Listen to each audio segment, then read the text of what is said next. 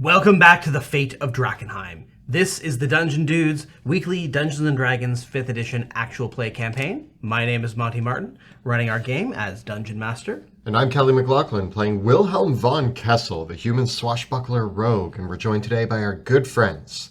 Jill Denitis playing Rudy Whitaker, the Shifter Eldritch Knight. And Joe O'Gorman playing Wrath, the Aasimar Warlock. Thanks for joining us once again. We are the Dungeon Dudes. Kelly and I post new videos every other Tuesday and every Thursday over on YouTube, where we cover everything D&D, including advice for players and guides for GMs. So be sure to check out our channel. You can also join us on Tuesday evenings when we broadcast the campaign on Twitch. Check us out from 6 p.m. to 8 p.m. Eastern Time at twitch.tv/dungeon_dudes. You can also watch the video episodes of the show on YouTube or check us out as an audio-only podcast. And with that, let us return to Drakkenheim. Drakkenheim is no more. The devastation which fell upon that accursed place left a kingdom in ruin. Now, horrors lurking in the haze grow ever more great and terrible, while simmering tensions between rival factions boil over into outright war. The power of monarchs, mages, and priests hangs in the balance. 6 unlikely heroes join forces to confront the coming chaos. They shall decide, once and for all, the fate of Drakkenheim.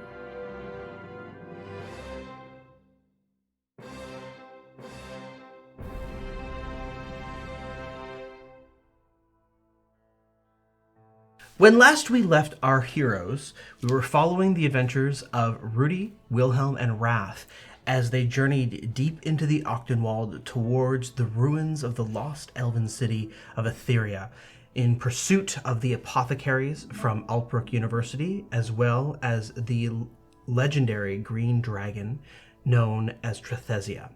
After battling their way through a group of kobold trap makers who defend the realm of the ancient dragon, our heroes have moved closer and closer to the heart of the elven city, overgrown by the forest, but still most prominent. Coming into view now, you see that you are under the boughs of the great Evertree. In the distance, the trunk of the tree rises above the forest floor like a mountain. And there is almost 2 layers now to the great tree. Areas where in the ground would seem like escarpments or hills, you come to realize are massive roots breaking their way up from the ground. What seem like towering trees are merely the tips of the smallest branches of the great tree. And here and there are seedlings and saplings of this massive tree, which by any other metric would be gargantuan trees anywhere else in the world. The canopy of the great Evertree extends over the edge of the ruins of the Elven Wood. And so you actually allowing only in some of the sunlight. So what sort of happens is the great tree itself allows some sun through, and then the second layer of trees growing underneath it basically drink up whatever sunlight remains, leaving the forest floor largely in darkness. Here and there, you can detect the remnants and remains of the elven city. Crumbling stone walls, weathered pillars, and the remains of a few statues like silent sentinels. And unmistakable, thanks to that kind of greenish blue-gray stone the ancient elves built their structures from. And the strange bits of metal and glass integrated into what bits remain of the ancient stone.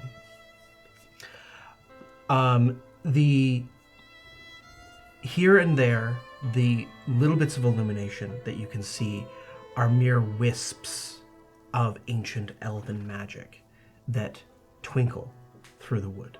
You have moved closer and closer, with a little kobold in tow with you, Kippers, as well as the undead form of Meepo. Knowing that, from what you've learned of Trethesia's kobolds, ancient elven spirits still haunt the ruins as you approach. The kobolds use their own magic to evade them as they move from and towards the dragon's lair, which, from speaking to Kippers, appears to be accessed through one of the gaping roots, hollowed roots, and that leads into the Evertree itself. But as you travel, you have stumbled upon a small lake, what would be a mere puddle to a great tree like the Evertree, where the remnants of a campsite stand. 2 large wagons are parked here, with a third small, basically they're more coaches, coach-style carts, with other wagons parked about, and a sprawling camp of torn-down tents and sleeping bags with scattered barrels, boxes, and all manner of what appear to be research notes and other cartographic equipment scattered all about. The camp, you can see that several of the canvases that were once hung up from the carriage wagons have been torn down. That there must have been canvases hung over to protect many of the research notes from the rain and what falls down here. But the entire site is in a state of chaos. You can see just from the forest edge these slaughtered horses and oxen that would have once pull these carts, a remarkable feat even to consider that they were brought this deep into the forest, but nevertheless they have been. And what you can see in amongst the campsite are several of the creations of Everett Freed, those monstrous corpses with metal fused into their flesh and blade-like limbs. They are joined by one of a larger monstrosity that has several tanks affixed to its body that have a hissing noise coming off them. But curiously as well, there are several other corpse-like creatures. They are more unlike the other creatures created by Everett Freed. These ones are smaller yet bloated. They are hunched over, and you can see their knobbly legs and stunted arms, and their heads, which almost have no necks going into their bodies. Instead, they are covered in boils and pustules. The creatures have not seen you, and the group of them appear to be going through the camp and stacking up the books and notes that have been left here and loading them into one of the boxes and carts. They are doing so in a very sloppy fashion, just picking up anything that looks like a piece of paper or a page and throwing it into this pile with everything in sort of a chaotic and haphazard fashion, but not destroying anything, despite their gruesome appendages, which leave stains of ichor and blood and other bodily fluids on the notes as they pick them up and pile them away. You can see in amongst the campsite, it clearly could have slept perhaps a dozen people. There are bedrolls arranged around what were campfires, and several torn down tents. But there are no other signs of any other bodies beyond those of the beasts of burden. You're approaching from this direction.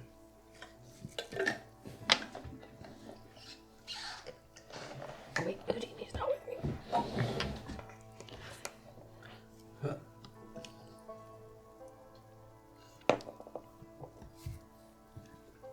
They haven't spotted us yet. I suggest rule number 3, never underestimate your foe. We fought creatures like this before, and they were intense. Terrifying. I think that we go for an ambush strategy. Give me an investigation check, Wilhelm. It's going to be 21. You did not encounter these creatures yourself, if I recall correctly, but the bloated, corpse-like creatures remind you of the description of the creatures that were beneath the cathedral in Liberia. Right. And then the other ones were the ones that we fought in the tower. And then there's Correct. a bigger one that we haven't seen before. Yeah. The bloated ones exploded. Yes. I think, I'm wondering.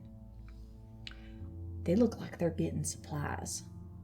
And they may lead us back to where, if we're freed and the rest of them are. Question is, how many do we want to follow back? I think it might be wise to potentially keep on one of their trails. How do we take the rest out if we alert them, they'll jump to attack. How do we let one go back? Maybe we don't. We alert them, or don't alert them. We do your ambush, but then we happen to let one of them go. Rudy, give me a perception check. 14. As you say they look like they're going for supplies, you notice that there are provisions. Several barrels of food, grain, and other long-term non-perishable food supplies that they're ignoring completely. They seem to be entirely picking up things that look like research notes or documents. The other thing, when we fought at the tower, they fought without remorse, without care for their own physical pain. They seemed to have one goal, which was to Destroy us. Yeah. I do not know if any would relent their attack, even faced against. But I like the idea. There must be a way we can track one of them back. If one of them could take us back, or we let all of them go. We wait for them to... Give me an Arcana check. Arcana!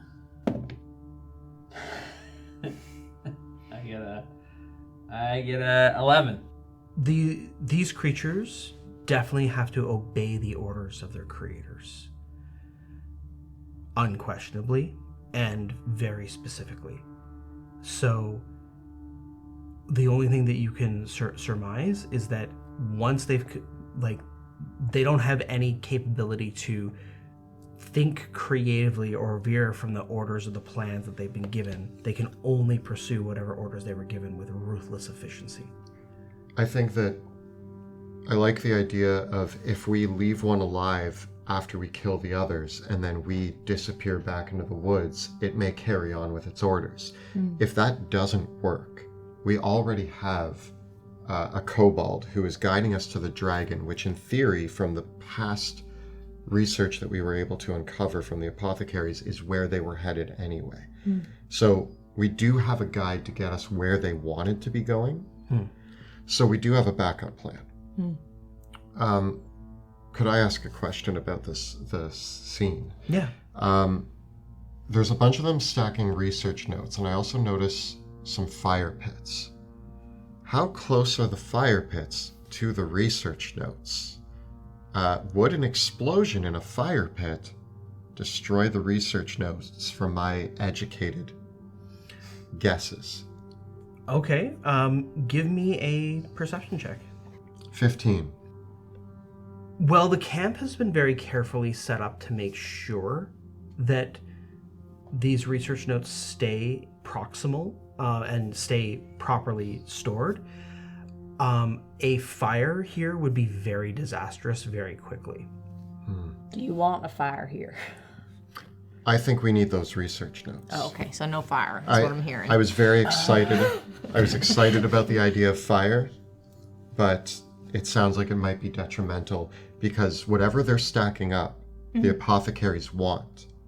And the more things that we have that the apothecaries don't have gives us more insight into what their plans and goals are. But I think it's important that regardless, that those notes do get destroyed.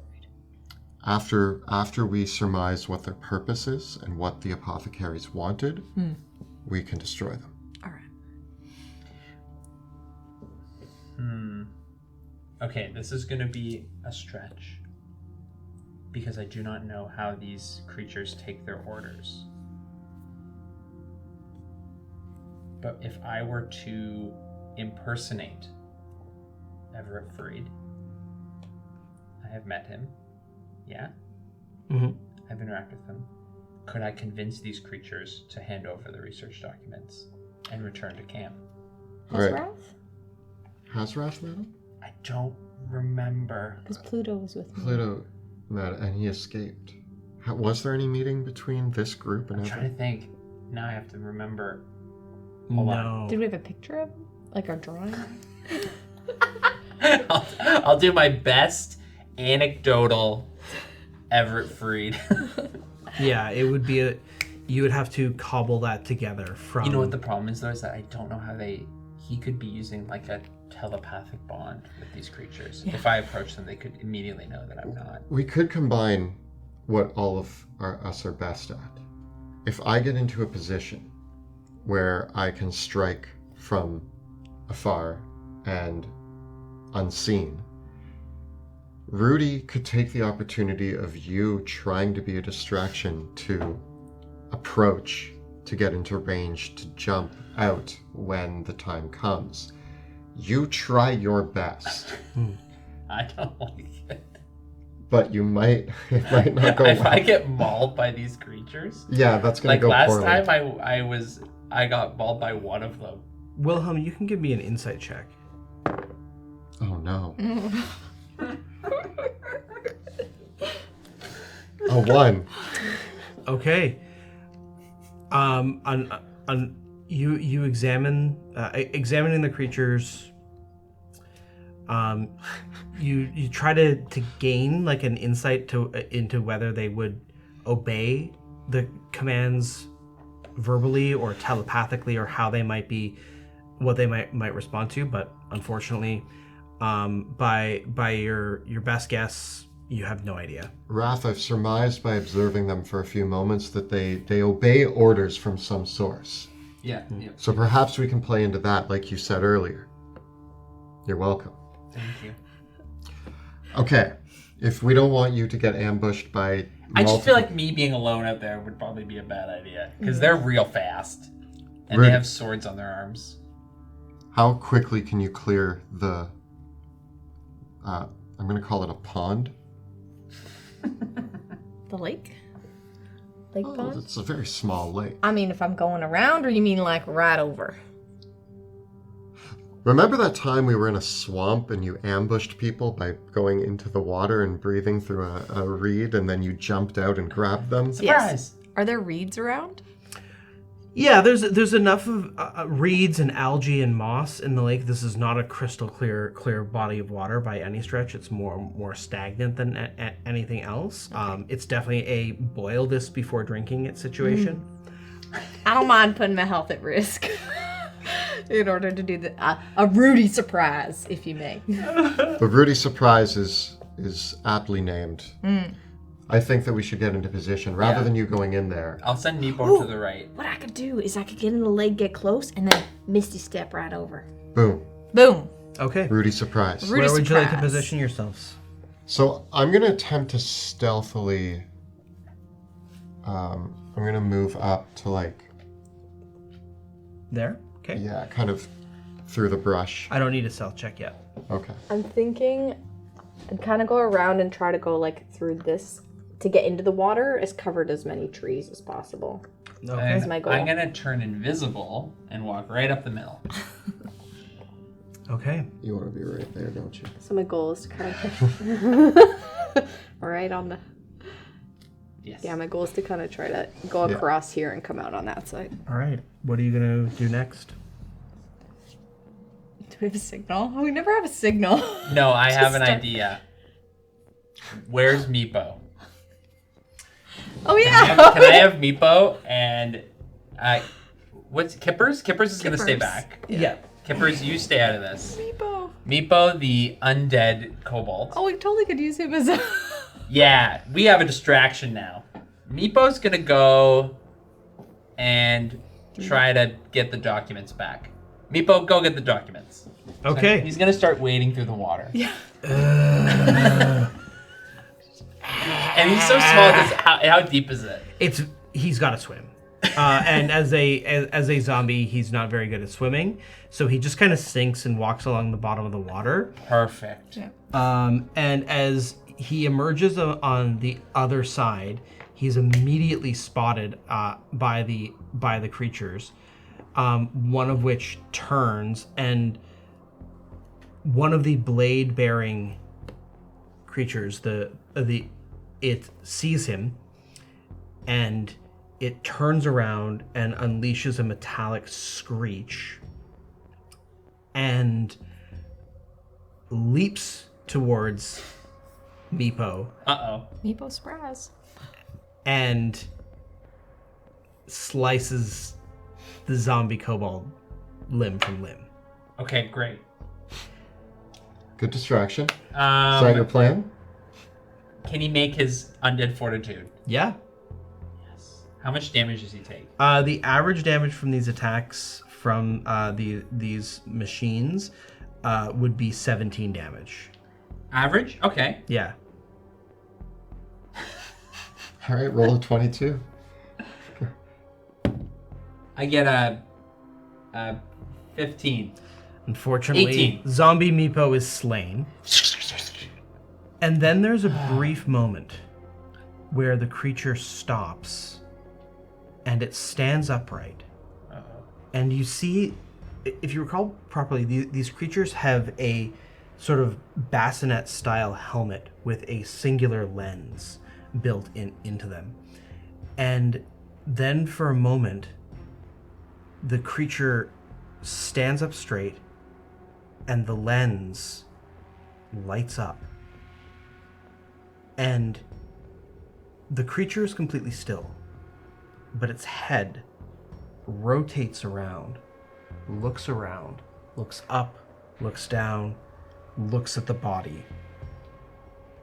And almost in a machine-like fashion, as if the lens is the driving force behind the entire body, it looks down to examine the kobold's corpse. Can I see Wilhelm? Yes. Do it. I say in your mind. Okay. And I'm gonna say it to Rudy too. Wilhelm, on the signal of wrath, takes aim at the creature standing at the edge of the water. Okay, you can attack with advantage.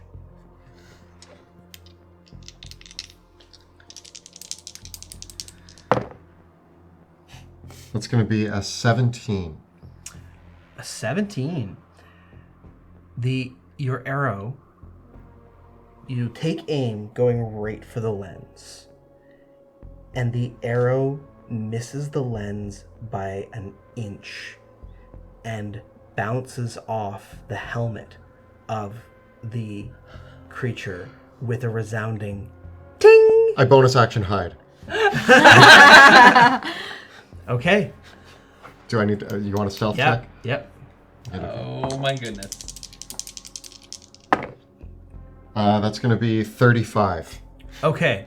So I shoot, and as soon as it goes ding, I'm back behind the tree, and I'm like, oh god, oh god. There is a moment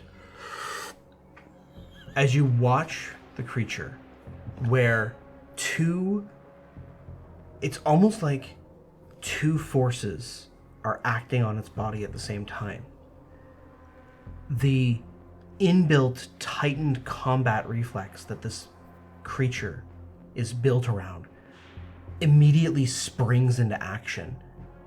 But then whatever is controlling the lens almost stops that movement, and with a jolted, stilted movement and a bit of a creak, the lens starts panning around and looks down at where the crossbow bolt has landed on the ground and starts looking around. And it just, in that almost with machine-like precision, the head pans back and forth, and then it's looking about. I look in the general direction of where Wrath I think he is, and I just start shaking my head. And start like getting another bolt ready. I mean, I can try again, but it... And where is it? It's there. Okay. This is the one surveying. How slow is the movement of its scan? Why I'm asking is there an opening that as it moves across that like Rudy or I would see a clear option that it's not looking in our direction, now's the time to act? Yes. Okay. But it wouldn't be at the same time. No.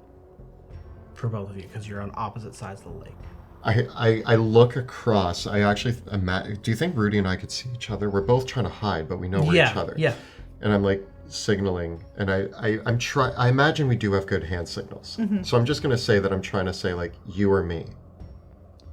At this point, I point to myself, and I do, as quietly as I can, I guess, I'll cover you. Slink into the water. And the idea is that, like, I mean, if the lake's not too far across, I probably don't even need a reed to, Okay. Give me a stealth check. Oh, gosh. 13. Okay.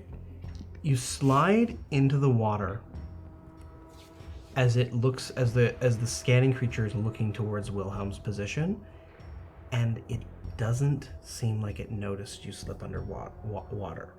But of course, you're underwater, so you actually don't know that. Yeah. I assume I'm going in the right direction. The water tastes stale and muddy, obscures most of your vision, and is really cold. Fun. Cool. So you're underwater. Wilhelm, what are you doing? I'm going to cover Rudy, so I'm going to ready an action to fire at this thing the moment that something occurs. Okay. Give me one more stealth check, and Wrath, what are you doing? I hope this works, but I want to cast Synaptic Static essentially on the big creature. Okay. To try to catch all as soon as the action starts. Despite their suspicion of an impending attack, I will give Wilhelm the opportunity to act with surprise. I got a 27 on my stealth. Okay. Okay, so we'll roll for initiative.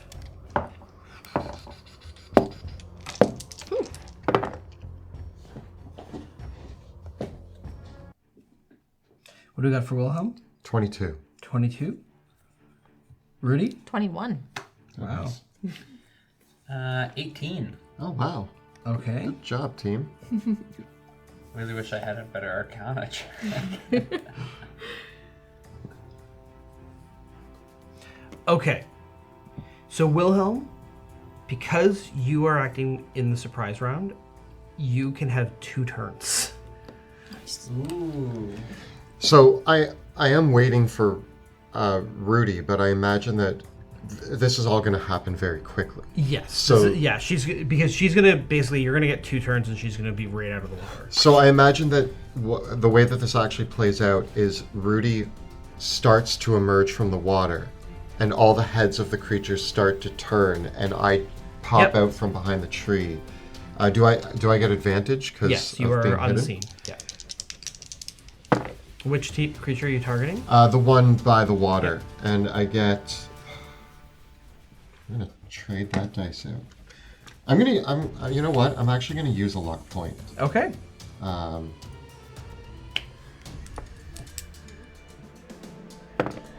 There we go. That's gonna be a 27 to hit. Okay. The shot pierces through the armor, pounding right into the jaw of the creature. That's going to be 33 damage. Okay. The arrow, the bolt crashes into it, sending teeth and bits of its tongue flying. I make one more bolt attack. Okay. Getting another 27 to hit. For 11 more damage. Okay. The two bolts, the second bolt punctures into the chest, through the chest armor, clearly damaging the ligaments of its body, but the unfeeling creature is completely almost oblivious to the wounds it's endured. And then I get to go a second time. Yeah. But I don't, I no longer get advantage. It's only on that first shot, right? Correct. That's going to be a critical miss. Okay. And a 28. Okay. For an additional 6 damage. Man, not getting sneak attack. Yeah, you can't sneak attack on the second one, right? Yeah. I can't sneak attack because I don't have advantage and nobody's next to it. Meepo almost was. His corpse. Does Meepo's corpse count? No. Does Meepo's It's gotta be alive. corpse Rudy, count for the... it is your turn. Okay, so at this point, I'm kind of swimming through the water. Do I know which direction I'm able to go? Yeah. Oh, I'm not swimming that way. Oh, you're not? No. I'm going this way. Yeah. So I guess at that point I can swim. Yep, and you emerge from the emerge. water. Yep. And I'm going for that guy right there. The bloated carrier or the injector? The bloated one is the small one, right? Yeah. Yeah, the bloated one. Okay. I'm gonna start with that, and we'll hope it doesn't explode on me. Okay. Okay. 19 to hit. As you emerge from the water, this small, disgusting creature emits a palpable aura, and it turns around to you, and with its face and all of its body, the pustules all over it, you can see that it is a wretched and infected creature. Your axe lands into it solidly with a squishing, sucking noise as it collides with its flesh and causing these infected pustules on it to burst open. Cool. Give me the damage. Oh, 28 damage. Okay. As you pull back your axe, which is now slick with pus and infected gore, what do you do? It's still good? It's still whatever definition of standing these creatures have, yes, it is, yeah. I'll give it another go. Oh, I got a crit. Okay. Oh, no. So 18, 33 damage. Okay. It topples over, and as it falls on the ground, immediately the sacks and boils on it begin to fill and burst and explode in a shower of disgusting fluids. all over you. And so I will need a Constitution saving throw from the explosion of its corpse. Here we go. 15? You do succeed. So you'll take half the damage. So that will be a total of 12 necrotic damage. Ugh.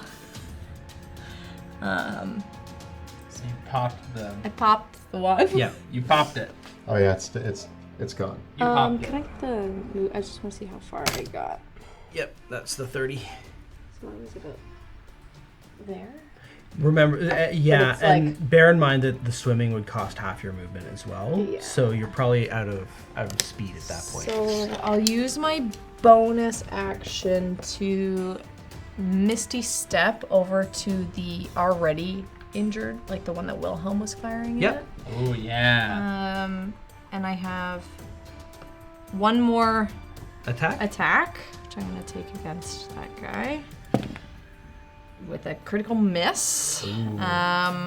Was that your great weapon master attack for killing a creature? No, but he's my bonus. You have to use your bonus Right. action. But I'm gonna action surge. Oh, here we go. Remember, you get to teleport when you action surge. So do you want to Oh. take your Misty Step back?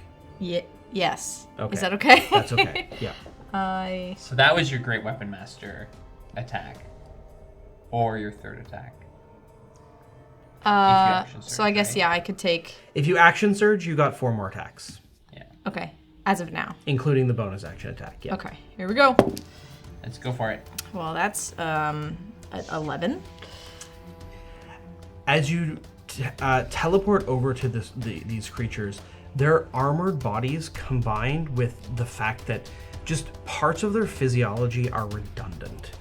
And so occasionally your attack, I imagine with that critical miss, you got it right in the ribs, but there's nothing, like for a human, that would be a gut spilling blow. But this creature has no guts to spill. It didn't actually. It ignores yeah, ignored my axe. All right, 3 more. Let's see. 14. Once again, the plates, the armored plates on this thing give it a heavily armored and defensive posture. Crit. Okay. Going in the there we opposite go. direction. Okay. Go for the head. Yeah. So I swing. I for that. imagine that with the first couple of blows, it's almost like you have to like smash through the armored plating on its back, cleaving them off, and then finally getting into the bits of it that matter. 37 damage. Nice. Okay, it is wounded. Ooh, It is gosh. bloodied. And I got one more. Let's see. Oh, that's cocked. So I'm just gonna do that again. Almost another crit, but that is 24 to hit. Yeah. It finds its way. So after battering through the back plating on it, you smash through the back armor and just start cleaving into its spine. 27 damage. Okay. Not quite enough to destroy it. And that's the one that I Yes. sneak attacked. Despite the fact that it has been mangled, the types of as you smash it into it, you see the underplating of where somebody, whatever Everett Freed has done to these creatures, he's basically reinforced their spines and skeletons with steel. And so any of the wounds that you would have inflicted by either of you would have been fatal to a living person. But the occult reinforcement that Everett Freed has done onto these bodies has rendered them impervious to pain and capable of fighting on despite insane injuries. I imagine after giving it a few whacks against the metal, like my hands are ringing from it, Yeah. almost like the force. And against I almost it. imagine that each time you pull your axe back out, it's kind of like, you know, when you swing your axe into a tree and it gets kind of jammed in, and you have to rip it out. Yeah.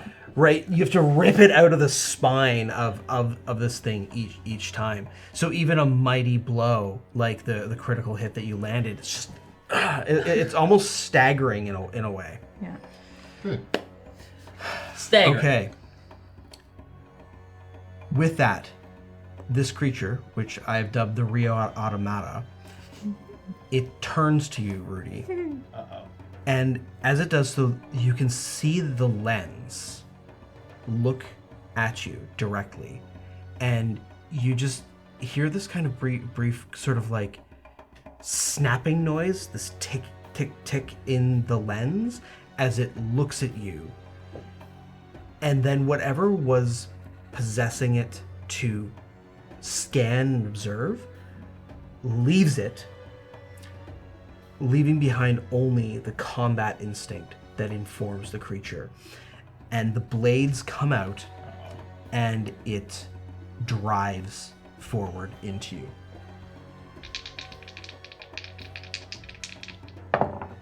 Getting a 25 and a 27 to hit. Yes, both. The first two attacks, it drives the blades back, and almost in a scissor cut, you take 2 hits for 17 slashing damage each, so 34 damage total. And as it does so, it tries to spin the blades around you in an entrapping rend. Getting an 18 to hit? No. Okay. I do, however, need 2 strength saving throws.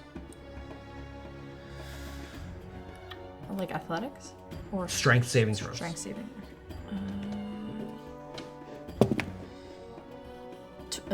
17 on one. Okay. And 25 on the other. You succeed the one, but then you get the sense that it's trying to lift you off your feet.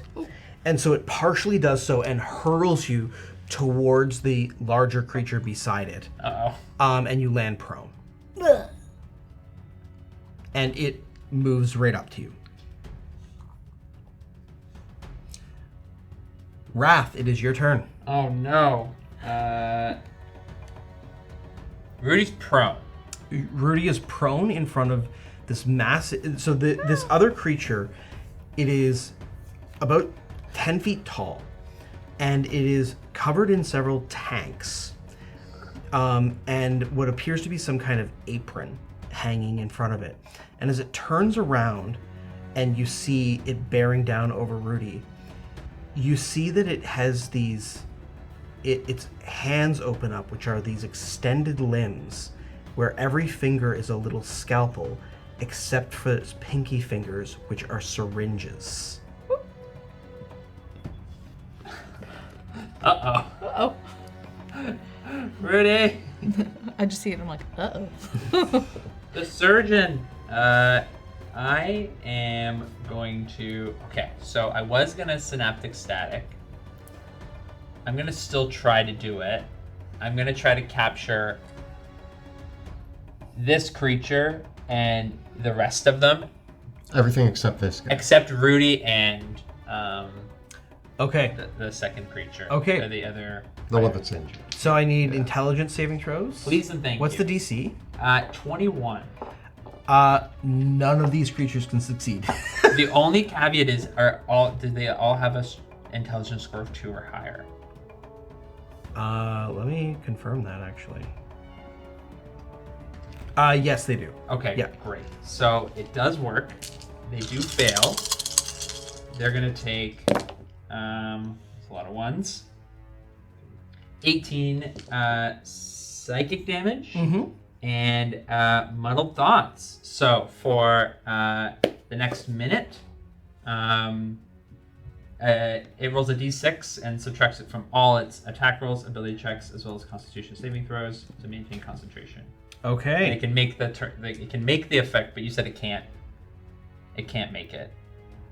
Yeah, they don't have an intelligence. So for the next little They don't high while, enough. a lot of minus d6s on everything except this creature, Okay. So the injector, and I become visible. addled with psychic power, the injector turns towards Rudy, and prone on the ground, it pulls back its hands, and its pinky sort of repositions into the middle of both of its hands with these 2 syringes. One of the syringes from one of the tanks, you can see a sort of a leather hose that reaches from the tank on it towards the syringe that begins filling up the syringe with this disgusting glowing liquid. Whereas the other syringe, it poises out and you realize that another tank is opening up in another hose because one's the injector, one's the extractor. And so the extractor arm comes down at you, which it has advantage, but it subtracts a d6 from the hit. So with the advantage, but the penalty, it gets an 18. So the blood draining syringe comes down and it bounces off your armor. Unknown fluid. But the toxin syringe. Wow. I rolled a 1 and a 3 with advantage, and the toxin syringe just lands in the ground. And seeing this situation. Is Rudy doing the roll? Like, yeah, like she's rolling, rolling, but one bounce. But it notices then that you've got armor, and it stops for a moment, and then another smaller arm emerges out from underneath one of its larger arms, and opens up this other tank in front of it, and it just sprays this acid all down, and you are affected by vitral ichor. This is one of our new new spell effects. New spells, always fun. Always love new spells. Your natural or manufactured armor has become corroded and brittle for the duration of the ichor, and your AC is 10 plus your dexterity modifier. Oh no! Go. So my AC is 12 right now. Hey, I have better AC than you. And so with that, the other re-automata, it rushes towards Rudy and attacks with advantage, but the minus d6. So it needs to. But her AC is 10. So let's see where this ends up. 12. So it's a critical hit. Nothing. Can I use silvery barbs as my reaction? Yeah. You must re-roll the d20 and use the lower roll. Okay. So I rolled a 2. I have a -6 penalty. And I have a +10 to hit. So the 2 is a 12, -6. Wow, it's like we're playing Pathfinder. That actually turns it into a 6 to hit. So the silvery barbs. And I also. What does it look like when you cast silvery barbs? Is it like It's like I distract them. I imagine I like howl, growl at them, and they're just like nice. And then Okay. it distracts. And I get to choose a different creature that I can see within range, which is 60 feet. Are you within 60 feet? Sure am. Okay. And you get advantage on your next attack, ability check, or saving roll within a minute. Brilliant. Its second attack is a 21 to hit. Yeah, it hits. So that's 17 damage. And its final entrapping rend attack is a 20 to hit. Oh, yeah. So another 17 damage. And now you are on the ground. And it basically lunges down. You silvery barbs at this first blow, lands in the ground. The second blow, however, carves right into you. And it stabs through your leg, pinning you to the ground. And so you are trapped in its grip. So you are prone and restrained. So your speed is 0, which means you can't stand up. Okay. That was the injector, and then finally the carriers. Okay. Oh my god. The carriers move all towards Rudy as well. I'm doing the best I can to distract them all. Working. And Rudy, it's working. they just start venting their diseased bodies out around you, Rudy, and I need a Constitution saving throw. All right, come on. 24. Okay, you are not infected. Thank you. Okay. To the top with Wilhelm. Give advantage. Yeah. I'm not good at crowd control, though, and this feels like a great situation for crowd control, but I'm going to do my best. I'm going to shoot the one that's already... How injured does the injured one look? Extremely damaged. Okay. Yeah. In that case... What you've surmised from combating these things is they almost need to be mangled past the point of recognition before they stop fighting. Right. I'm actually going to use my advantage to attack the injector.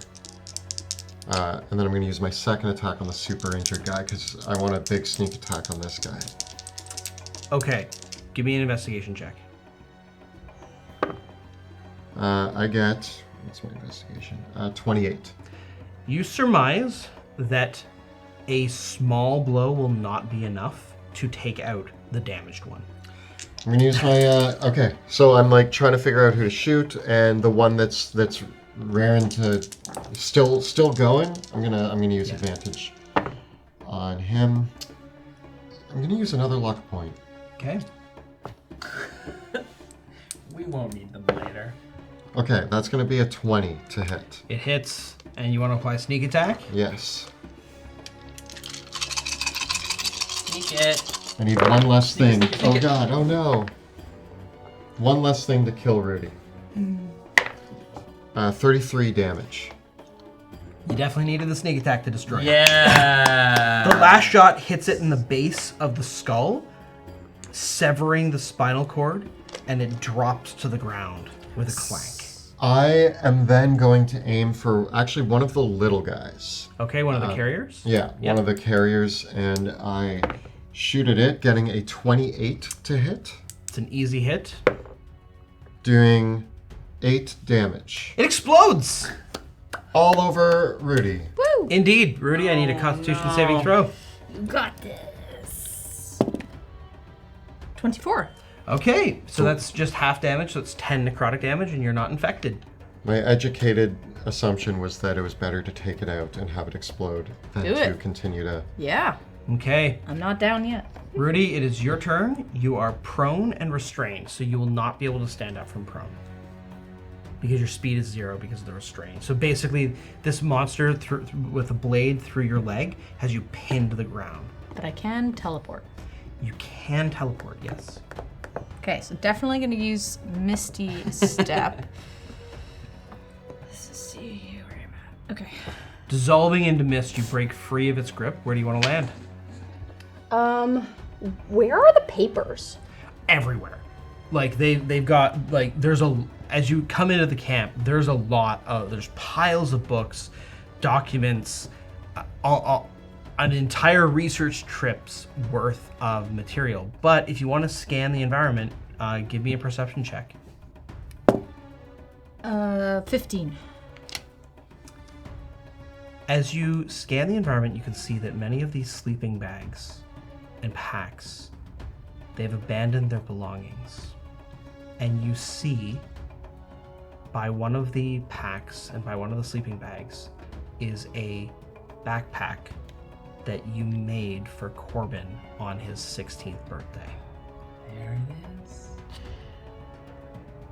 Okay. And that's, sorry, like scanning across, it's kind of near me. It's pretty much right where you landed. Right, okay, cool. Yeah. I want to try, because their goal was to protect and bring those papers, yes? Yes.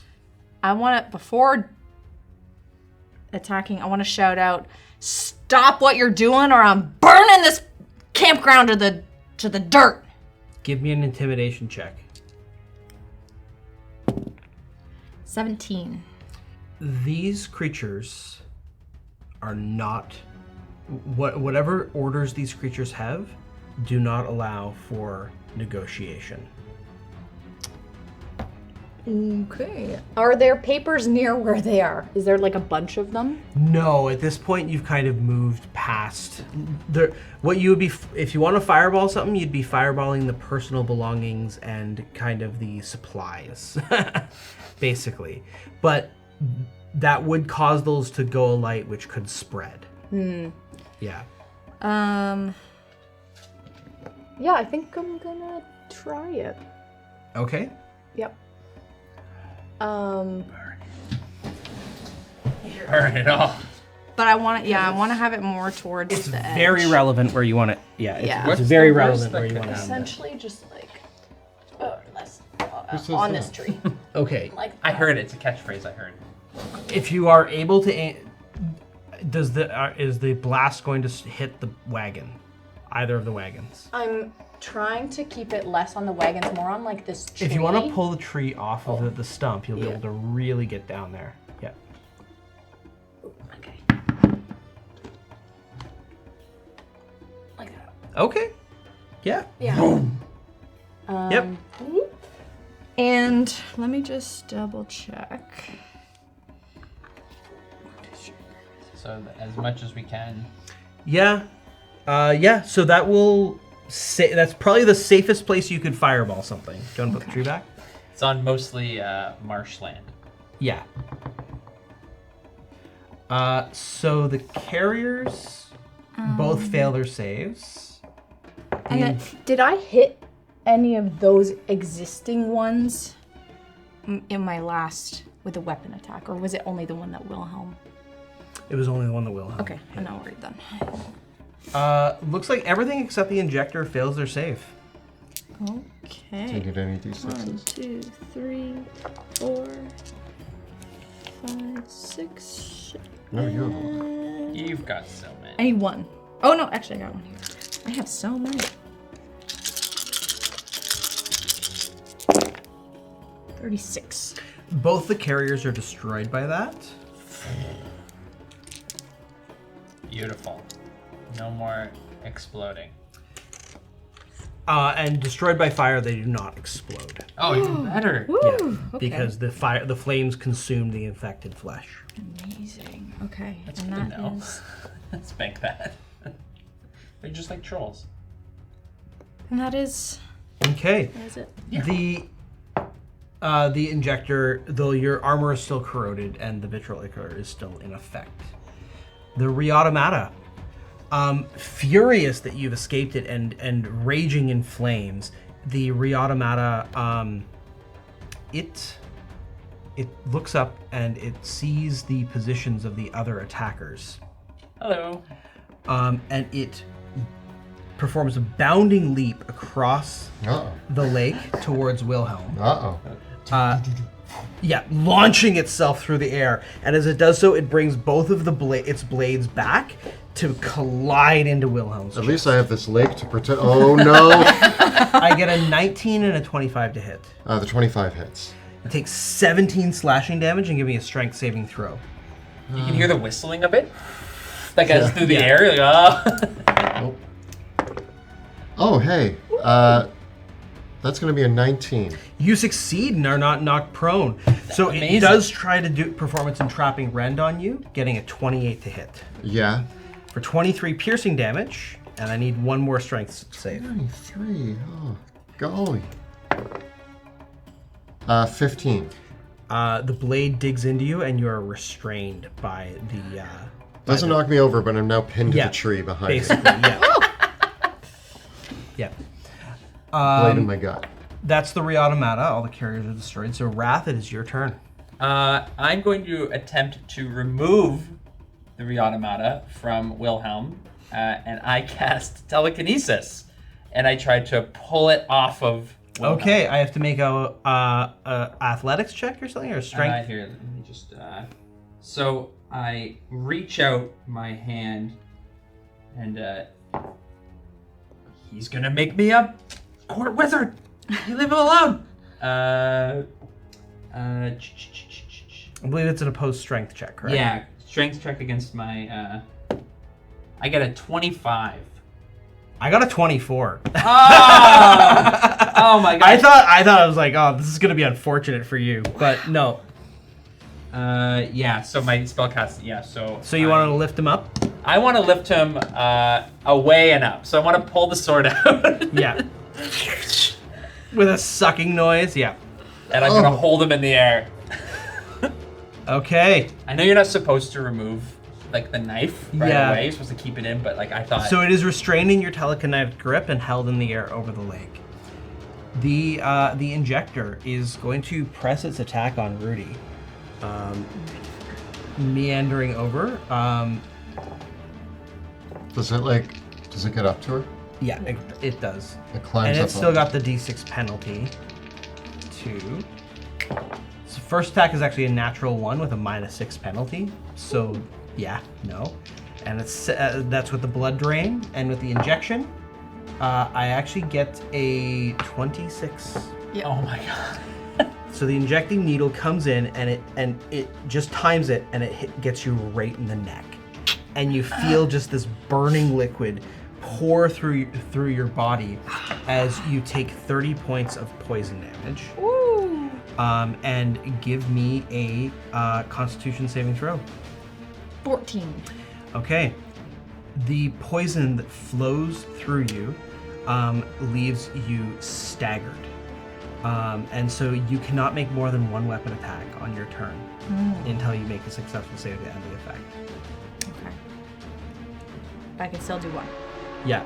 It's kind of like a numbing poison where you feel like all your senses dulled.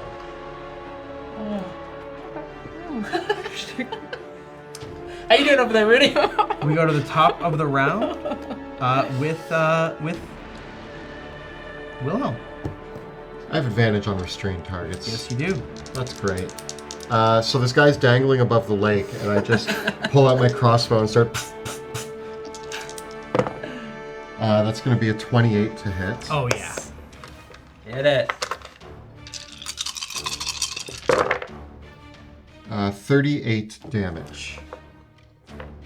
It is extremely damaged as the shot basically, you go right for the heart, and the shot and like you see the bits of whatever organs it does, like the few organs it has in its chest cavity which power it, are blasted out. How does an 18 do? It does hit right on the nose. So I aim another shot, trying to get it in a weak spot, although I don't really know where the weak spot is, so I do 9 more damage. Okay. What you can surmise from fighting these things is basically the upper part of the chest cavity and the brain, which are unfortunately the most heavily armored parts of them, are the where like the real bits are. But like its lower body, basically, from what you can figure out from supporting these, is that basically like its pelvis and lower body exist just to give its like mobility. Yeah. Yeah. Yeah, it's extremely damaged but not destroyed, however. Yep. Rudy, we're over to you. Okay. Is it if I take the attack? Basically, the staggered condition means that no matter what you do, no ability, no magic items can give you more than one attack. You get one attack. Okay. So I have the ability that if I use a cantrip, I can use a bonus action hit with one attack. That would be fine. Yeah? Yeah. Okay. It's an interesting way around the condition. So if I'm only gonna get one attack anyways. Yeah, there you go. So I had a and let me just check. Yeah, when I use my action to cast a cantrip, I can make one weapon attack as a bonus action. Yeah. So what I might it. do is are the needles considered weapon attacks? Yes, its needles are weapon attacks. Okay. Then I'm gonna cast Blade Ward on myself. Okay. So until the end of my next turn, I have resistance against bludgeoning, piercing, and slashing damage. They are weapon attacks, but they don't deal bludgeoning, piercing, and slashing damage. It's all the damage from the attack is the poison. Yeah. Okay. Then I will firebolt. Well, I gotta be careful with the fire, but I guess because it's so close, like disadvantage. Yep. Okay. I might as well give it a shot. Why not? Give it a shot. A fireball shot? I don't. Well, I got two 8s, so it's 14 to hit. Unfortunately, the firebolt does not connect. Okay, and then my bonus Action is weapon gonna try to hit it, which is a 18. It does hit. Nice. Yeah. 29 damage. Okay. It is damaged, but not even close to being destroyed. That is it. That is what Okay. I'm doing. The Reautomata is restrained in the air. Oh, do I have to roll to like? Oh yes, roll your save to end the poison Is it effect. con? Yeah. 16. It's over. Yay! Yep. The Reautomata is stuck. So Wrath, it's your turn. Okay. The injector, is it somewhat of a person or is it all robot? All of these machines, all of these creatures are a combination of mechanical parts and flesh. Interesting. And it has two Although the things. carriers were entirely organic. It has two things. It has the injector, but it also has the extractor. Yes, it basically, its two hands are syringes. One is clearly loaded up with a tank to perform both functions that syringes are used for. Taking the liquids out and putting the liquids in. I want to try something. You tell me if I can do this. I release the hold on the Reautomata, Okay. dropping it into the water. Okay. I want to fly towards the injector, Okay. and I want to use, so if an object is worn or carried by a creature, I can pull it away. But these injectors are attached to it. Yes, they're part of it, like they're fused to its, they are its hands. So I want to force the extractor into its own head. Because I can exert fine control on objects, such as manipulating a simple tool, like a... Yes, but this is not, but unfortunately this is a limb of a creature. What you're proposing, I would need like a dominate person spell Okay, to achieve. okay. Yeah. So I can't shove its own injector yeah. into its head? No, with telekinesis, you can't use their own. Like if it was a weapon that was floating around that you wanted to pick up, but this is physically attached to it. Then, after dropping the Reautomata, I will attempt to telekinetically grab the creature in front of Rudy. Okay, you want to go for the injector. I'll just switch targets then. I really wanted to shove its... Okay. its So thing the- into That's a its good thing. idea. I get it like a stop hitting yourself. Stop hitting yourself. The Yeah. so you drop the Reautomata and it lands in the lake, where it is swimming, but effectively prone in the water. And yeah, you successfully picked this other one up. And I'm just going to hold it in place. Okay. Just where it is? Yeah, just hold it. Did you want to hold it away from Rudy, or If it's restrained... it can still attack, just with disadvantage? Okay. If I move it out of Rudy's reach, is she an opportunity attack? No, but Telekinesis doesn't do that. no. So but then, yeah, I'm gonna prevents pull it from attacking her. I'm gonna pull it out of reach. Okay. So yeah, it held in the telekinetic grip. It is unable to attack, which sends us back to Wilhelm. Can I see the Reautomata in the lake? Yes, you can. It's prone, so I would have disadvantage on it? At range, technically, yes, you would. I'm going to fire at the big guy, Okay. the injector, The injector. Cool. who is now Yes. restrained, and so I do have You do have an advantage. Yeah. That's going to be a 28. Okay. You are able to land a shot on some of its vulnerable hoses and tanks. Poor little tanks. It looks super scary. Like, and the idea that it's just shoving these dirty needles into my friend. Like, what's its cleanliness standard? Like, it was just walking through a bog. I mean, like, it does is it a have medical- a sanitized? You know, 34 damage. Nope. There's gotta be. I'm gonna bring this up with the Long-term health risks too. Yeah. What are the long-term health risks of it jamming a dirty poison needle into her? 22 against it Also a hit. for another 8 damage. Like the other creatures, it is incredibly resilient, but you are able to like fire off on valves, and there's more like critical damageable pieces of it because it has a much more delicate apparatus to it.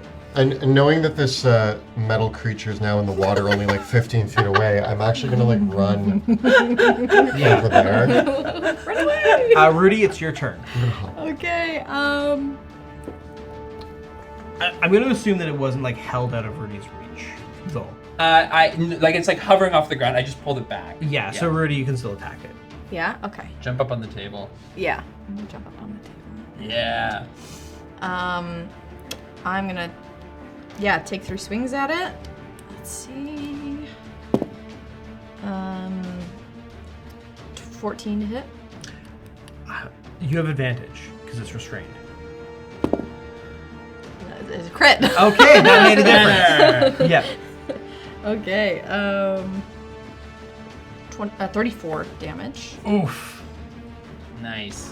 For all 3? Yeah? Yeah, it's fully restrained.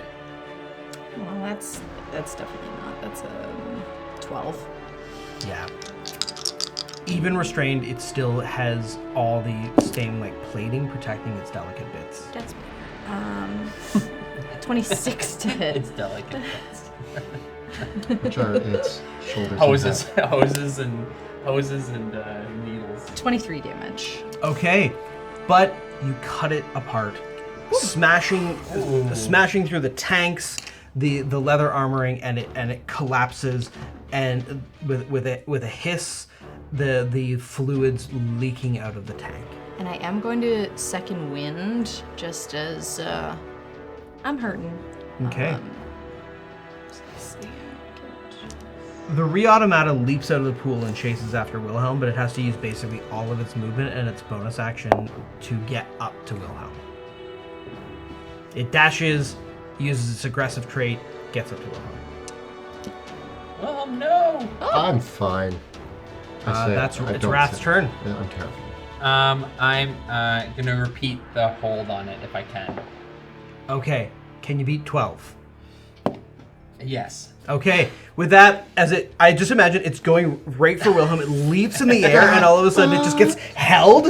Yeah. And I think with Wilhelm's turn next, I just kind of imagine that held in the air, Wilhelm, you lower your crossbow right into the lens, and as you do so, you see the lens, like whatever was possessing the other one, possesses that lens for a moment as you lower your crossbow and fire it right into the lens with a shattering crash. Nice. All me.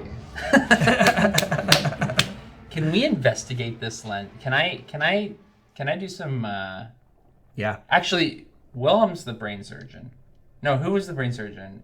I have never performed brain surgery. It was what Sebastian. he just did to Yeah. that could not be considered brain surgery. I shot it in the brain, but I'm by no means a It professional. would be very generous to even call it a lobotomy. Like, that was a traumatic lobotomy. Like, what are you getting at here by calling me a brain surgeon? I thought it was Sebastian. I think that I heard perform some. I would not trust Sebastian with brain surgery. Unsuccessful brain surgery. What is it would you like me to perform brain surgery on these creatures? Let us use some of your delicate talents, and I want you to help me discover the source of their control. It appears to be Like, I want to mechanical. rip the head off Okay. and begin to pull it apart. And with my knowledge of magic. the arcane and your investigation skills, we could probably figure it out. And Rudy could decapitate it. Give me That's an Arcana check. her big thing. 17. Examining these creatures up close,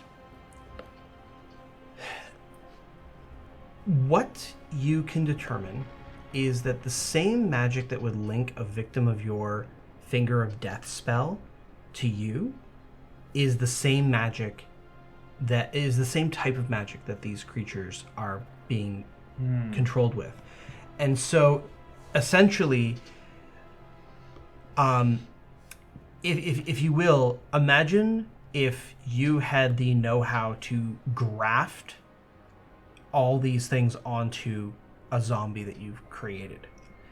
Essentially, that's what these Re-Automata are, is they've been necromantically reanimated with probably nothing much more than a animate dead, or a finger of death type spell. But then it's the process of treating the entire creature, and essentially a zombie doesn't feel pain, and so whatever Everett Freed has done to these creatures surgically, he's able to, with abandon, graft essentially superhuman levels of augmentations onto their bodies, essentially turning them into completely obedient constructs. They would need to obey his verbal commands, but something that you detected is that perhaps he is, what you can surmise examining them is that something about like the lens that he's installed on the helmet, these helmets that he puts on them essentially allows him to look through their senses in the same way that you would look through a familiar senses. Yeah. So he's been watching us. The lens. When it eyes you, he knows where we are. So Everett Freed knows we're coming.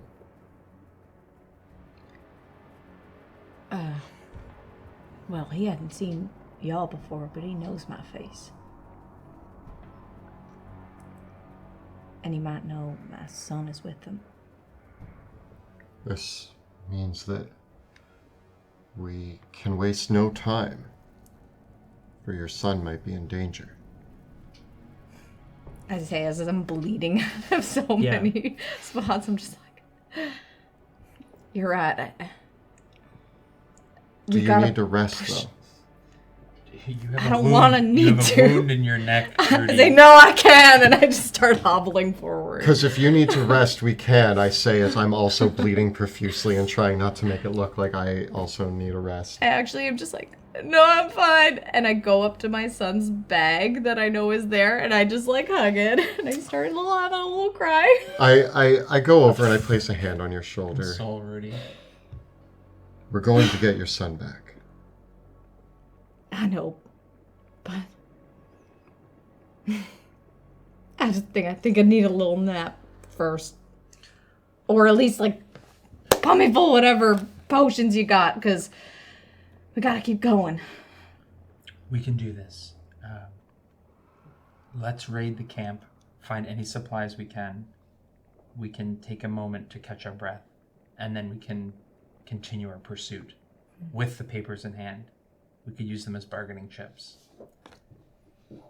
Probably should have said that into the lens before we Yeah, killed that would have been, in hindsight. I'm going to go over to all of the notes and scattered items that they were gathering, and I'm going to start sifting through them in an attempt to surmise the general purpose.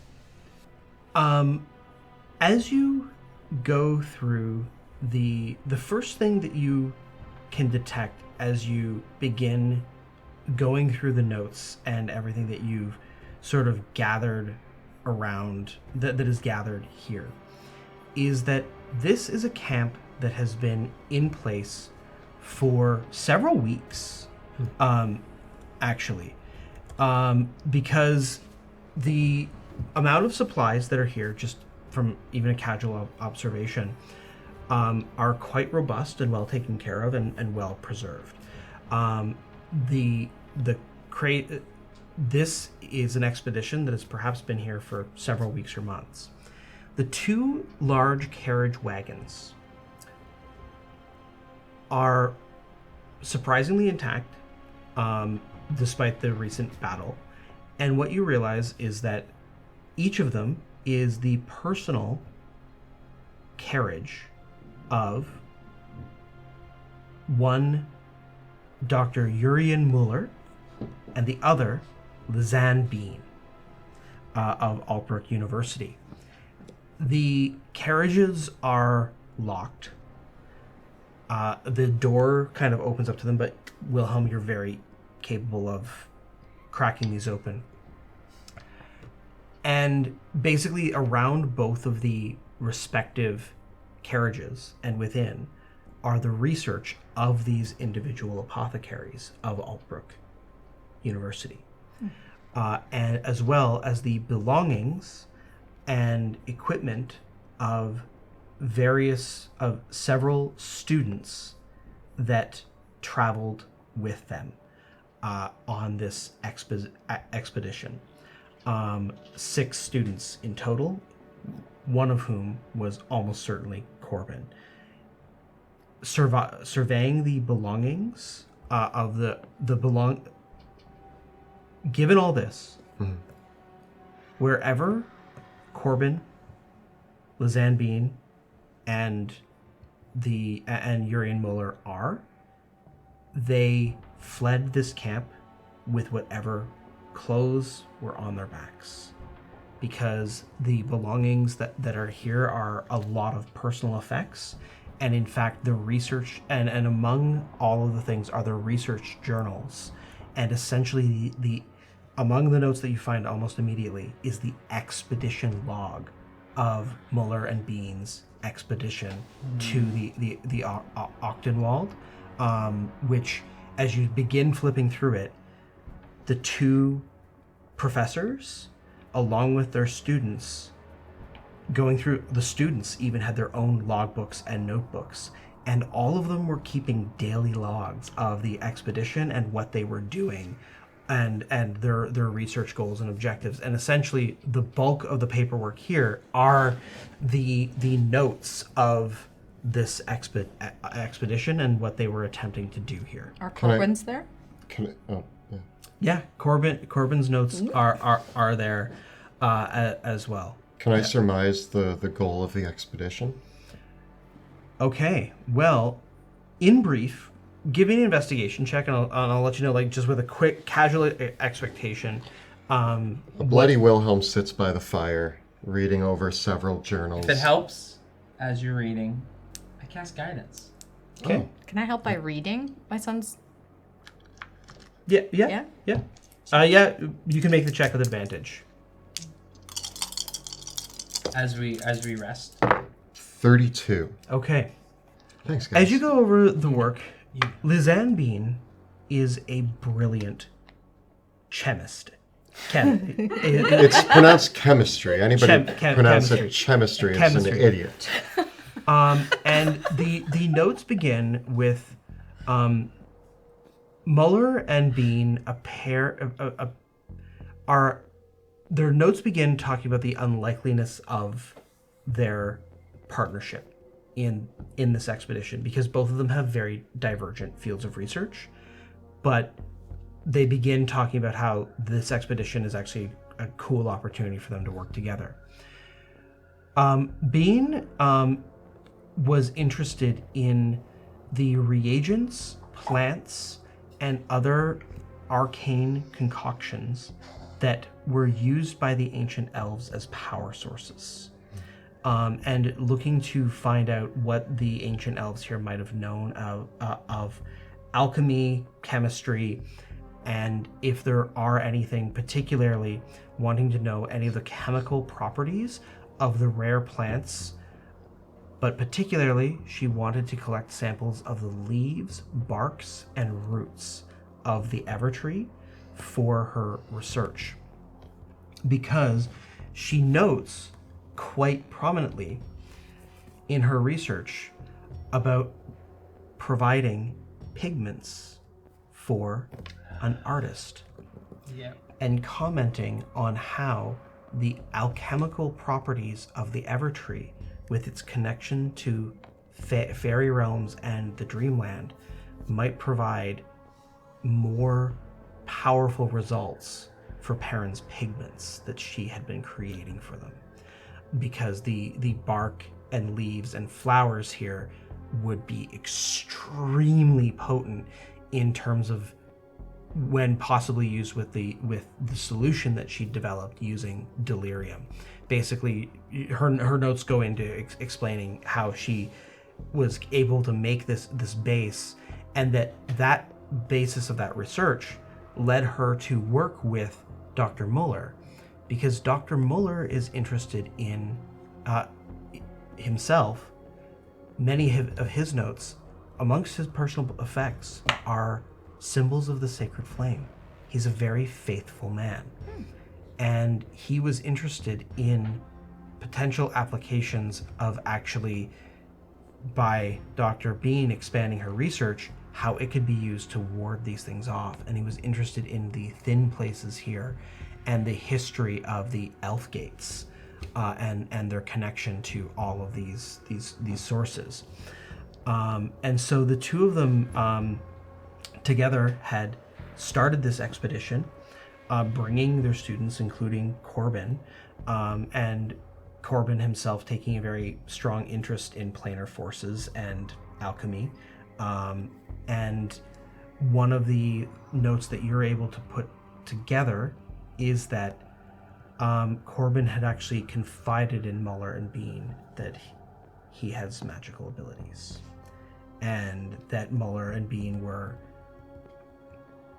working with him in a collaborative manner, but that also Corbin notes that some of the other apothecaries the other professors had taken interest in that potential fact. So for the most part, the notes describe how the apothecaries, how Bean and Muller had been able to mostly avoid arousing the ire of the dragon and the kobolds while they were doing their research here, and describes that basically that the two of them had brought an offering of stolen treasure given to them by one of their research founders to offer the dragon, which basically allowed them to continue being here so close to Trethesia. But that they'd been in correspondence with two of their other colleagues, Dr. Veers and Dr. Young, both of whom, over the correspondence that they'd had, Dr. Veers and Dr. Young had intense interest in the dragon. And that only a few weeks ago, Veers and Young had arrived here in the camp. And Dr. Bean writes about immediately arguing with the two of them, because Veers and Young had arrived with their own concoctions and actually had started their own encampment on the other side of the Evertree because of the disagreements. Veers and Young, from Bean's notes, were planning. They had come because Dr. Young appears to be obsessed with the dragon's blood. And Dr. Veers has been, Dr. Bean notes, Dr. Veers and Dr. Young brought delirium with them. And Veers has brought with them a huge amount of injectors, syringes, and other various toxic pathogens that they want to expose the dragon to, with the goal of incapacitating it so Dr. Young can harvest its blood. And it comes to a head where Dr. Bean notes has a couple notes about her thoughts on what Young is trying to do, noting that she has a conversation with Young where Young had talked about how the ancient sorcerer kings had mingled with the blood of dragons to give them sorcerer's abilities. And Young seems particularly interested in this. And she then notes that she overheard a conversation between Veers and Young, and this is only dated a couple days ago. The two of them were discussing a viral vector for delivery, using delirium to accelerate their reagents and that they had been working on something previously with Dr. Sina Rinks and Dr. Everett Freed at the university. Something in an old pool beneath the university.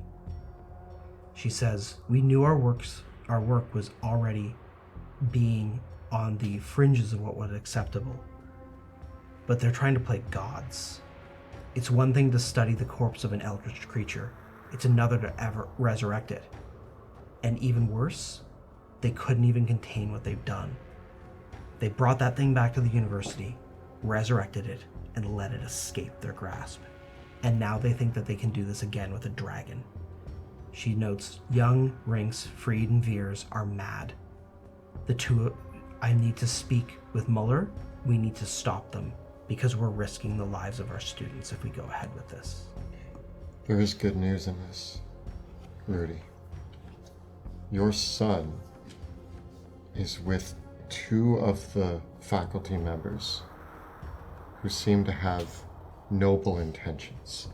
They're here for scientific purposes. They came with a deal for the dragon in hopes of studying plants and the ruins, which, in my opinion, is a great study for scientific reasons. Even they mention the other members of the team who are problems. Your son is not with our enemies. Your son is with our allies. And they seem to have the same goal of stopping Everett Freed. We may be able to find your son, and they may be able to help us subdue the dragon, put an end to the apothecary members who are causing the issues, and we can resolve this. But what were Everett Freed's creatures doing in their camp? I get it. It's right. You're right. He's not here to do the research Freed is, but clearly something's happened. Yes. Surmising from the most recent notes, it seems that Bean overheard this conversation between Veers and Young around the time that they received word a couple days ago that Rinks and Freed were on their way to assist. She notes, I have no idea why their involvement or research here is needed or necessary. Veers and Young have already hijacked so much of our work for their insane scheme, and they care nothing for the safety or education of the students. And essentially, Bean's notes end with wanting to talk to Muller about what's going on and essentially put a stop to what Young, Rinks, Freed, and Veers are trying to accomplish. It's then that this entry is only dated yesterday. So you're right, we may have more allies on our side here than we thought. We're close. And I think that it's not Everett Freed that we're hunting right now. We need to find your son.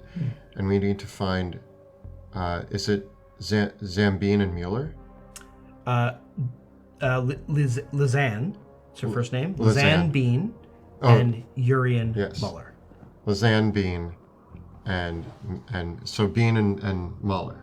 Yeah. So we need to find Bean and Muller because they will want to work with us. They could help us subdue the dragon. I know.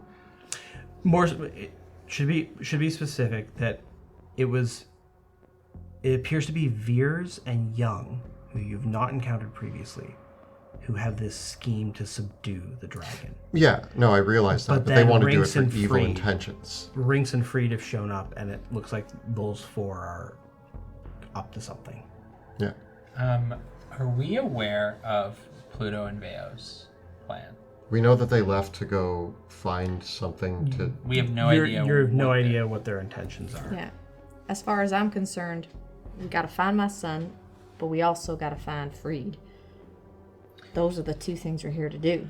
We still need to see if there's a way to save the Duke's son in all of this, which Everett Freed has... His body. His body. He is currently taking on the form of the Duke's In son. order to get allegiance from Altbrook, we need to return his son in some capacity.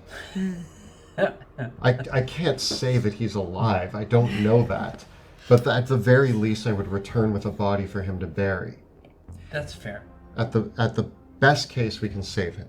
The only other notes that you find is Muller commenting on a conversation that he had had with Young and Veers, where Muller notes his skepticism with Muller seems to be very well versed in history, and he's writing about how Veers and Young seem to be proposing an insane scheme where they use Veers' knowledge of disease and Young's knowledge of mutagenics and use the dragon's blood and mutate the dragon's blood with delirium onto one of Veers' pathogens to create a viral vector to rapidly induce essentially magical ability in those that receive it. Oh boy. And Muller notes that, and Muller basically writes down it is utterly insane, and what the type of magic that they traffic in.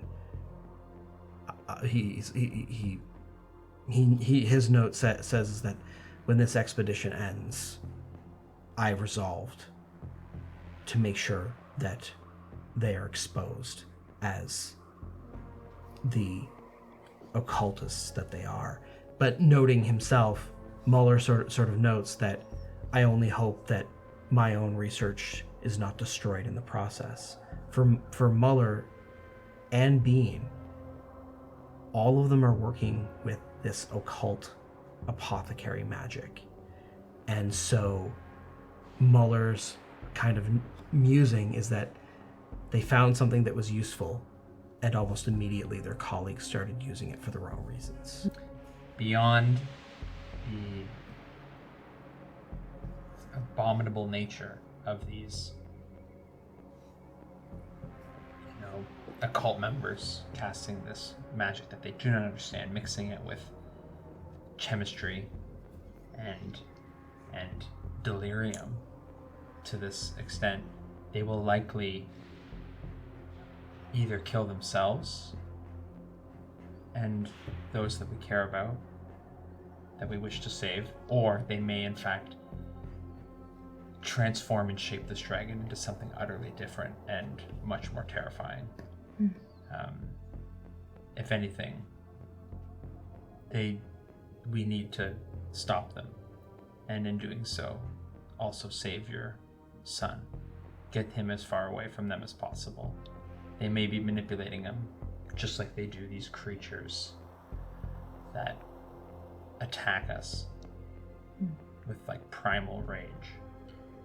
We also need to locate our potential allies and see if we can work together to put an end to this. It might take more than just us to fight this dragon. You wish to fight the dragon? Everybody seems to be heading in the direction of the dragon, so I think in order to stop this, we are already on the verge of being in Trefesia's lair. We are going to approach stealthily, but I'm not saying we will fight a dragon. I'm saying that it's likely.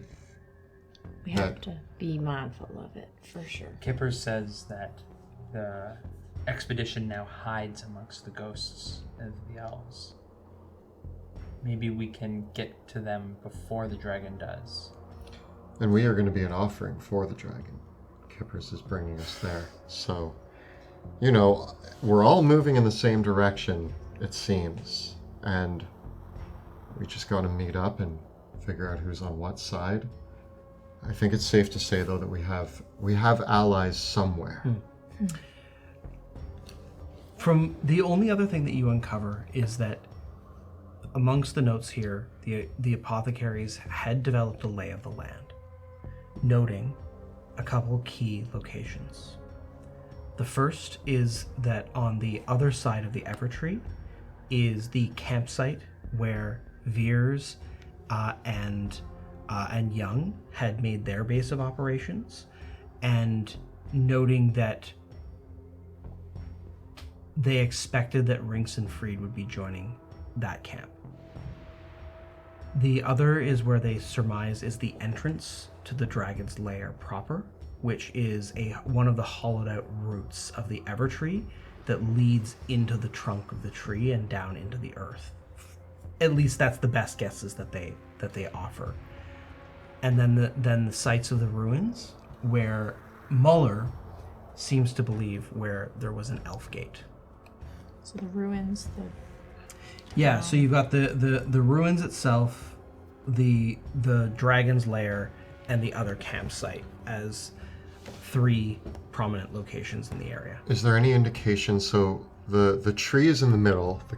The other campsite's on the other side. Are the ruins closer to us or closer to the other camp? The ruins are between. So, if you're going to the other camp, you would be passing through the ruins, or possibly near the entrance to the dragon's lair. I say we go to the ruins and check them out just to see, because there was a lot of study going into these elven ruins, and perhaps we can get some indication as we travel through there of any other research. Perhaps they've set up expeditions or They study. note that Muller's abilities allowed them to.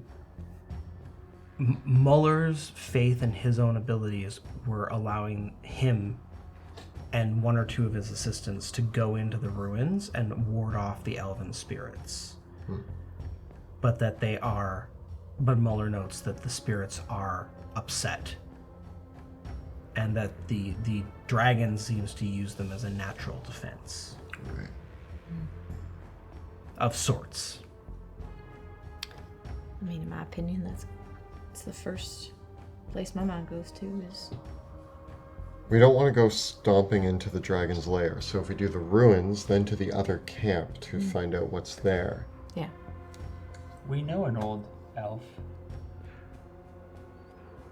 Maybe someone that we could use to communicate with the spirits.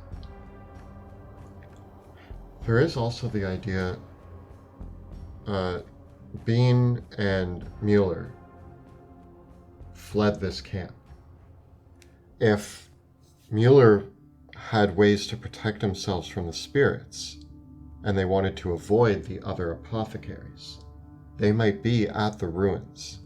Because if the dragon was using the spirits as sort of a self-defense mechanism around its base, then the apothecaries might have thought to do the same. By hiding themselves in the ruins, they protect themselves from the other apothecaries. And if they have the means to survive in there, that might be a good place to look for them, so that we can ally first before taking on our enemies. Maybe your son is there. This is all just guesswork, but I have there's signs here that point to this being a possible path forward. You know what? I'm gonna trust your instincts, Wilhelm. If that's what you think, let's go. Okay. We can find them. In the ruins, we will find someone. We just hope to find Mueller and Bean first. Yeah. So you want to pass through the ruins next? Yeah. Okay. Short rest? Can we? I think a short rest. Yeah. I need it. I think a short, and also while we sit around the campfire and Eating all their food. Any other provisions? There are provisions and food that are around here. Each of you can roll me an investigation, perception, or survival check. 10. 21. A 5. Okay. Wilhelm, in the hour that you guys are encamped, you are able to find several supplies that Bean and Muller had left behind. Among the supplies are a potion of heroism, a potion of invulnerability, 3 superior healing potions, Nice. as well as a scroll of revivify. That could come in handy. Can I take one of the superior healing potions? Oh, okay. Actually, hold on. I also have, you have your axe, right? Yeah. And I have the wand that I always remember What does that do? of Cure Wounds. Yeah. You just blow through the charges. Yeah, just to give you some perspective, I have 44 hit points out of 184. So I think Let's get you back up there. I need to just boost me back up if possible. And then I got hit dice too. Yeah, Right. hit dice, Cure Wounds. How much does Cure Wounds do? Cure Wounds is a D8 plus spellcasting. Is it worth Times using hit points now and using those later, or should we like half and half? I think it would be better for on the go, the healing potions. Okay, so do more hit point. Yeah, I'll hit blow dice through now. everything that I have. Rudy, I can offer you a big old 59 healing. Ooh, hold on one sec.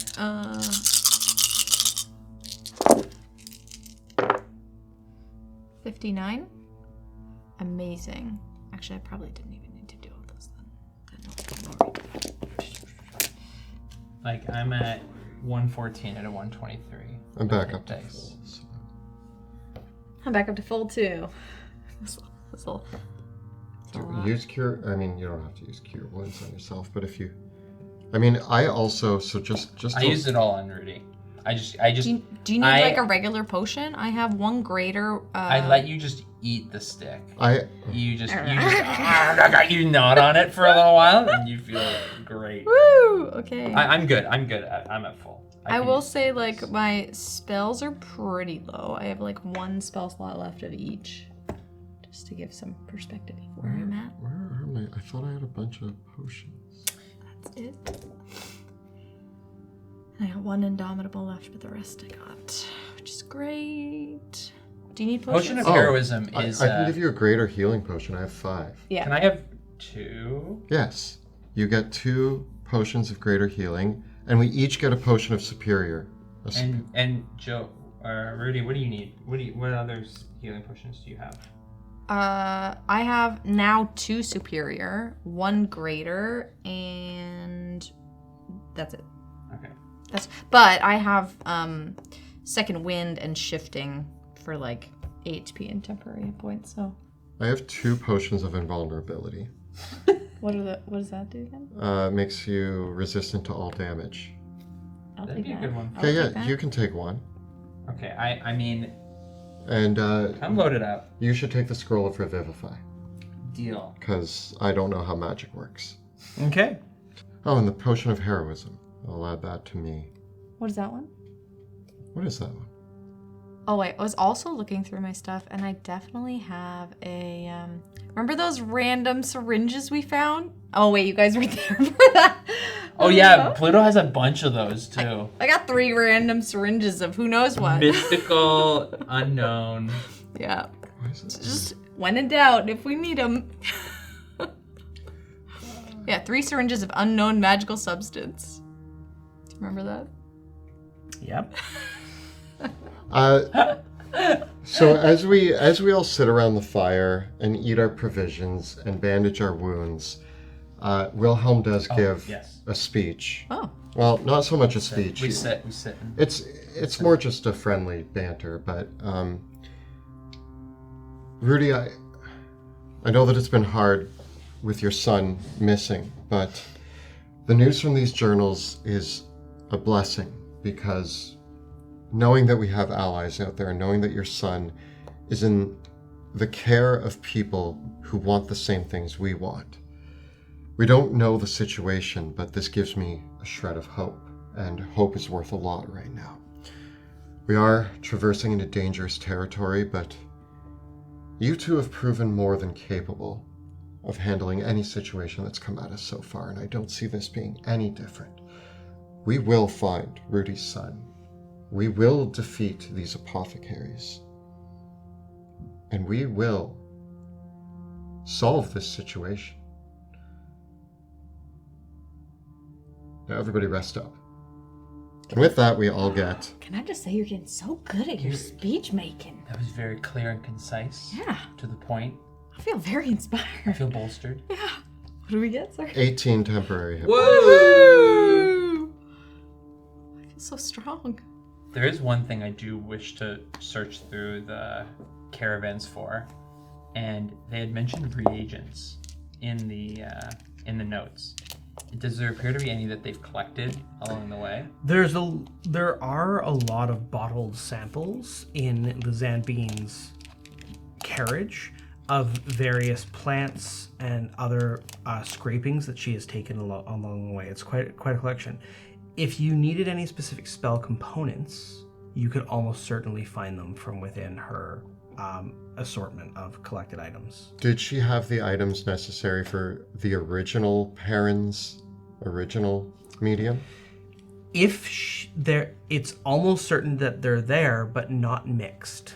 Right. It looks like for the most part she has been not making much. Like she's been doing some field work, and like you can tell that she's been studying things, but if she's made any of it, it's probably in its raw ingredient form here. I'm going to hand you her journal and be like, I can't really make sense of this, but I know that Sebastian has alchemy capabilities. As his friend, perhaps you can make sense of that and find anything that he might need. I do wish to, when he comes back from the dead, if he comes back, I'm sure his first wish will be to paint with delirium. A nice, calming, soothing exercise. Maybe. He will.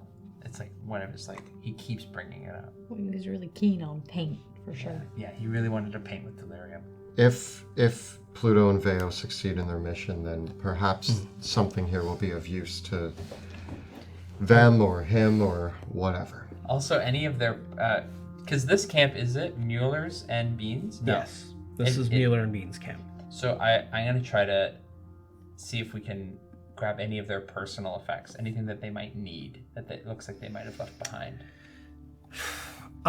Something that they've definitely left behind. Mueller and Bean have left behind their life's work in this camp. I cram all their life's work into my bag of holding. Okay, you can take a fair amount, but it's more than what a bag of holding can fit. Then I will mark. I will create a very simple division in my bag of holding. Mueller and Bean, and just like scribbled and like stapled on the inside of the, and then there's just like this like divider, and I'm just throwing like Bean. It's Bean, enough Bean, that Mueller and Bean would, if they're alive, they would want to come back here. Yeah, for sure. And even the personal belongings of the students, they would. But that said, you grab what you feel might be useful. Even in the moment, like a change of underpants. Even in the amount of time that you new shoes, socks. Yeah. It would take you hours to go through everything that's here, hours that you're not spending. And so grabbing a few effects here and there is enough. Like a nice scarf, and then we'll head out. I grabbed Corbin's bag and I put it on. Smart. Okay. And with that, you're gonna head off into the ruins proper. Yeah, with Kippers as our guide. Okay. Come on, Kippers. Oh yeah, we're just like, Kippers! Where are you? Get over here. Can Kippers receive the bolstering of the... Sure. Yeah, he gets 18 temporary hit points. He ate some... The kobold is very inspired. You move through the camp, which was on the edge of the ruins, into the ruins of Etheria, the ancient elven city, which surrounds Elenthalis, the Evertree. Here, the shadows seem longer, darker, deeper. And even the merest rustle in the undergrowth gives you pause of something watching, waiting. Ethereal mist weaves through the air and almost forming the shapes of forest phantoms as it billows around the undergrowth and the ancient ruins. Shimmering in and out of sight, the glances of elven faces or bodies wandering through the ruins, watching and guarding their lost home. You feel the charge in the air of the ancient elven lament. That sense of loss that manifests almost as a malevolent presence, like a spiteful rage at the lost majesty that the elves once hoped to have. For indeed, this place, as Wilhelm knows through history, is a place where both the elves found a home and where they had it ripped from them. For according to the stories of old, this city was both besieged and ravaged by the Sorcerer Kings and ultimately destroyed by Vladimir von Draken in the founding of Westermar. Should we hide you? Me? Yeah. I'm not a Von Draken. But you're like current king? Or Yeah, trying to be king of Just because Westermar? one king. It says- is worth noting that there is a part of your great-great-great-great-grandmother, the first von Kessel, Helena.